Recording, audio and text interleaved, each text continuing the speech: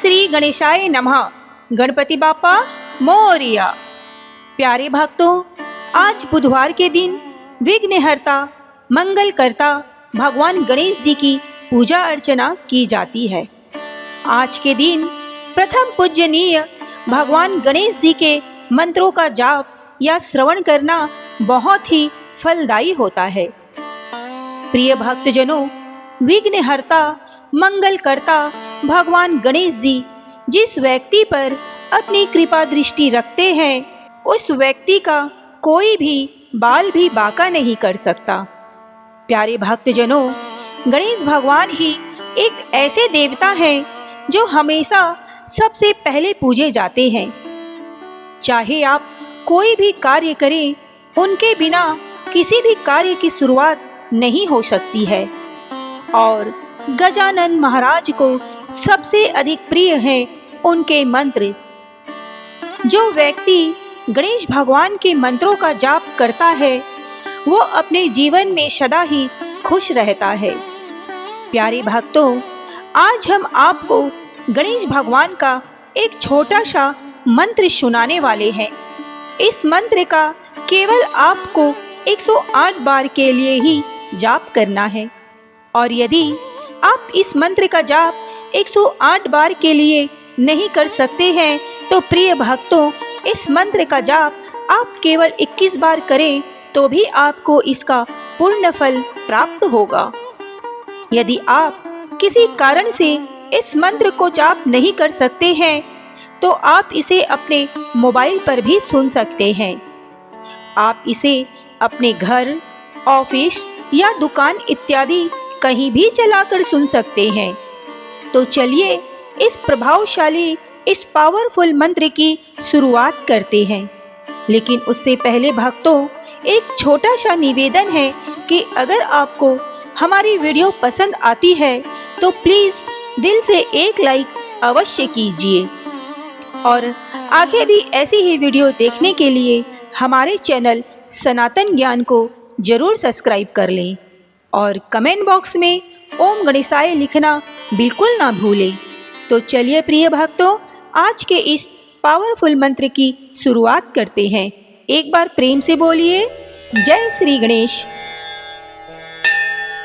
एकदंताय विद्महे वक्रतुंडाय धीमहि तन्नो दन्ति प्रचोदयात्।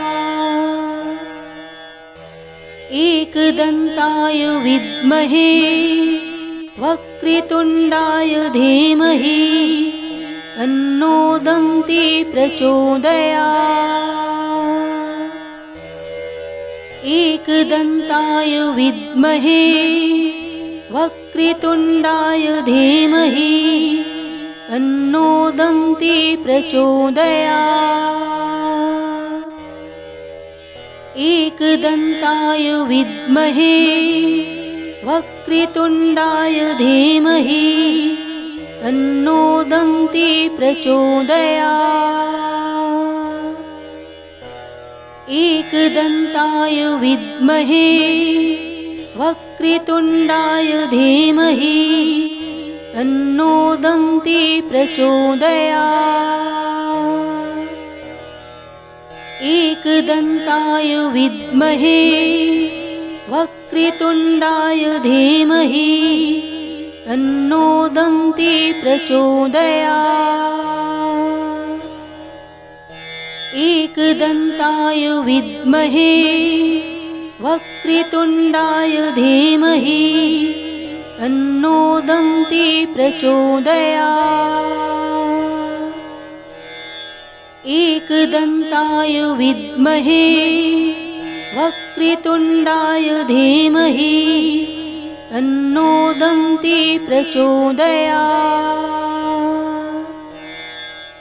एकदंताय विद्महे वक्रतुंडाय धीमहि तन्नो दन्ति प्रचोदयात्। एकदंताय विद्महे वक्रतुंडाय धीमहि तन्नो दन्ति प्रचोदयात्। एकदन्ताय विद्महे वक्रतुण्डाय धीमहि तन्नो दन्ती प्रचोदयात्। एकदन्ताय विद्महे वक्रतुण्डाय धीमहि तन्नो दन्ती प्रचोदयात्। एकदन्ताय विद्महे वक्रतुण्डाय धीमहि तन्नो दन्ती प्रचोदयात्। एकदन्ताय विद्महे वक्रतुण्डाय धीमहि तन्नो दन्ती प्रचोदयात्। एकदन्ताय विद्महे वक्रतुण्डाय धीमहि तन्नो दन्ती प्रचोदयात्। एकदन्ताय विद्महे वक्रतुण्डाय धीमहि तन्नो दन्ती प्रचोदयात्। एकदन्ताय विद्महे वक्रतुण्डाय धीमहि तन्नो दन्ती प्रचोदयात्। एकदन्ताय विद्महे वक्रतुण्डाय धीमहि तन्नो दन्ती प्रचोदयात्। एकदन्ताय विद्महे वक्रतुण्डाय धीमहि तन्नो दन्ती प्रचोदयात्। एकदन्ताय विद्महे वक्रतुण्डाय धीमहि तन्नो दन्ती प्रचोदयात्। एकदन्ताय विद्महे वक्रतुण्डाय धीमहि तन्नो दन्ती प्रचोदयात्। एकदन्ताय विद्महे वक्रतुण्डाय धीमहि तन्नो दन्ती प्रचोदयात्। एकदन्ताय विद्महे वक्रतुण्डाय धीमहि तन्नो दन्ती प्रचोदयात्। एकदन्ताय विद्महे वक्रतुण्डाय धीमहि तन्नो दन्ती प्रचोदयात्। एकदन्ताय विद्महे वक्रतुण्डाय धीमहि तन्नो दन्ती प्रचोदयात्। एकदन्ताय विद्महे वक्रतुण्डाय धीमहि तन्नो दन्ती प्रचोदयात्। एकदन्ताय विद्महे वक्रतुण्डाय धीमहि तन्नो दन्ती प्रचोदयात्। एकदन्ताय विद्महे वक्रतुण्डाय धीमहि तन्नो दन्ती प्रचोदयात्। एकदन्ताय विद्महे वक्रतुण्डाय धीमहि तन्नो दन्ती प्रचोदयात्। एकदन्ताय विद्महे वक्रतुण्डाय धीमहि तन्नो दन्ती प्रचोदयात्। एकदन्ताय विद्महे वक्रतुण्डाय धीमहि तन्नो दन्ती प्रचोदयात्। एकदन्ताय विद्महे वक्रतुण्डाय धीमहि तन्नो दन्ती प्रचोदयात्। एकदन्ताय विद्महे वक्रतुण्डाय धीमहि तन्नो दन्ती प्रचोदयात्। एकदन्ताय विद्महे वक्रतुण्डाय धीमहि तन्नो दन्ती प्रचोदयात्। एकदन्ताय विद्महे वक्रतुण्डाय धीमहि तन्नो दन्ती प्रचोदयात्। एकदन्ताय विद्महे वक्रतुण्डाय धीमहि तन्नो दन्ती प्रचोदयात्। एकदन्ताय विद्महे वक्रतुण्डाय धीमहि तन्नो दन्ती प्रचोदयात्। एकदन्ताय विद्महे वक्रतुण्डाय धीमहि तन्नो दन्ती प्रचोदयात्। एकदन्ताय विद्महे वक्रतुण्डाय धीमहि तन्नो दन्ती प्रचोदयात्। एकदन्ताय विद्महे वक्रतुण्डाय धीमहि तन्नो दन्ती प्रचोदयात्। एकदन्ताय विद्महे वक्रतुण्डाय धीमहि तन्नो दन्ती प्रचोदयात्। एकदन्ताय विद्महे वक्रतुण्डाय धीमहि तन्नो दन्ती प्रचोदयात्। एकदन्ताय विद्महे वक्रतुण्डाय धीमहि तन्नो दन्ती प्रचोदयात्। एकदन्ताय विद्महे वक्रतुण्डाय धीमहि तन्नो दन्ती प्रचोदयात्। एकदन्ताय विद्महे वक्रतुण्डाय धीमहि तन्नो दन्ती प्रचोदयात्।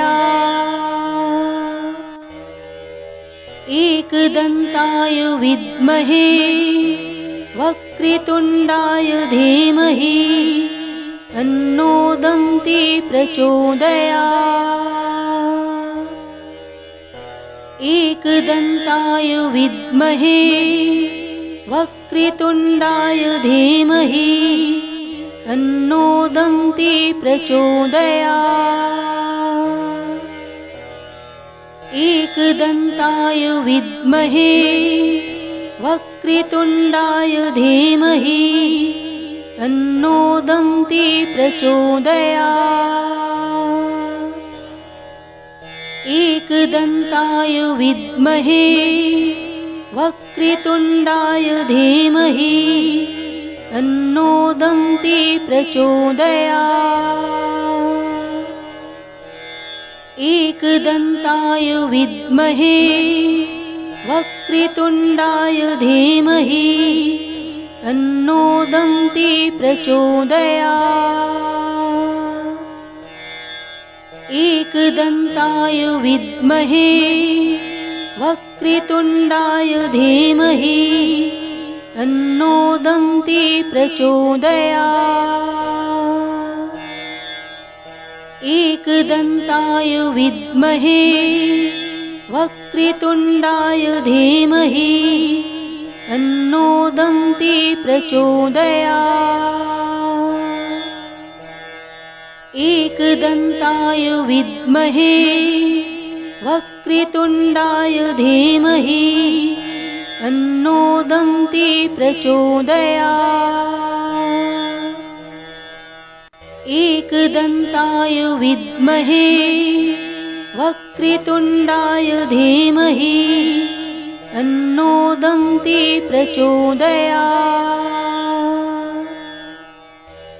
एकदन्ताय विद्महे वक्रतुण्डाय धीमहि तन्नो दन्ती प्रचोदयात्। एकदन्ताय विद्महे वक्रतुण्डाय धीमहि तन्नो दन्ती प्रचोदयात्। एकदन्ताय विद्महे वक्रतुण्डाय धीमहि तन्नो दन्ती प्रचोदयात्। एकदन्ताय विद्महे वक्रतुण्डाय धीमहि तन्नो दन्ती प्रचोदयात्। एकदन्ताय विद्महे वक्रतुण्डाय धीमहि तन्नो दन्ती प्रचोदयात्। एकदन्ताय विद्महे वक्रतुण्डाय धीमहि तन्नो दन्ती प्रचोदयात्। एकदन्ताय विद्महे वक्रतुण्डाय धीमहि तन्नो दन्ती प्रचोदयात्। एकदन्ताय विद्महे वक्रतुण्डाय धीमहि तन्नो दन्ती प्रचोदयात्। एकदन्ताय विद्महे वक्रतुण्डाय धीमहि तन्नो दन्ती प्रचोदयात्।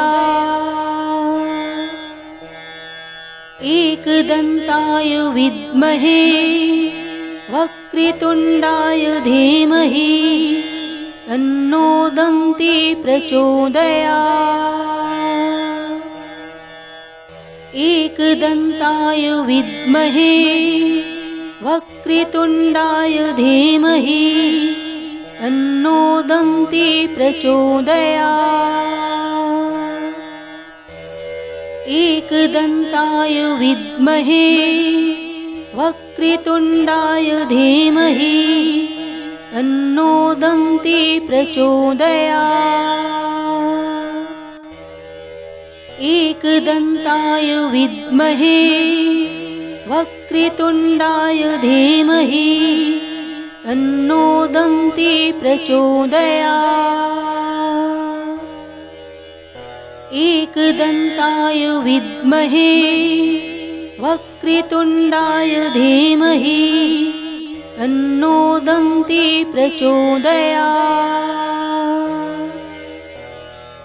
एकदन्ताय विद्महे वक्रतुण्डाय धीमहि तन्नो दन्ती प्रचोदयात्। एकदन्ताय विद्महे वक्रतुण्डाय धीमहि तन्नो दन्ती प्रचोदयात्। एकदन्ताय विद्महे वक्रतुण्डाय धीमहि तन्नो दन्ती प्रचोदयात्। एकदन्ताय विद्महे वक्रतुण्डाय धीमहि तन्नो दन्ती प्रचोदयात्। एकदन्ताय विद्महे वक्रतुण्डाय धीमहि तन्नो दन्ती प्रचोदयात्। एकदन्ताय विद्महे वक्रतुण्डाय धीमहि तन्नो दन्ती प्रचोदयात्। एकदन्ताय विद्महे वक्रतुण्डाय धीमहि तन्नो दन्ती प्रचोदयात्। एकदन्ताय विद्महे वक्रतुण्डाय धीमहि तन्नो दन्ती प्रचोदयात्। एकदन्ताय विद्महे वक्रतुण्डाय धीमहि तन्नो दन्ती प्रचोदयात्। एकदन्ताय विद्महे वक्रतुण्डाय धीमहि तन्नो दन्ती प्रचोदयात्। एकदन्ताय विद्महे वक्रतुण्डाय धीमहि तन्नो दन्ती प्रचोदयात्। एकदन्ताय विद्महे वक्रतुण्डाय धीमहि तन्नो दन्ती प्रचोदयात्। एकदन्ताय विद्महे वक्रतुण्डाय धीमहि तन्नो दन्ती प्रचोदयात्। एकदन्ताय विद्महे वक्रतुण्डाय धीमहि तन्नो दन्ती प्रचोदयात्। एकदन्ताय विद्महे वक्रतुण्डाय धीमहि तन्नो दन्ती प्रचोदयात्। एकदन्ताय विद्महे वक्रतुण्डाय धीमहि तन्नो दन्ती प्रचोदयात्। एकदन्ताय विद्महे वक्रतुण्डाय धीमहि तन्नो दन्ती प्रचोदयात्। एकदन्ताय विद्महे वक्रतुण्डाय धीमहि तन्नो दन्ती प्रचोदयात्। एकदन्ताय विद्महे वक्रतुण्डाय धीमहि तन्नो दन्ती प्रचोदयात्। एकदन्ताय विद्महे वक्रतुण्डाय धीमहि तन्नो दन्ती प्रचोदयात्। एकदन्ताय विद्महे वक्रतुण्डाय धीमहि तन्नो दन्ती प्रचोदयात्। एकदन्ताय विद्महे वक्रतुण्डाय धीमहि तन्नो दन्ती प्रचोदयात्।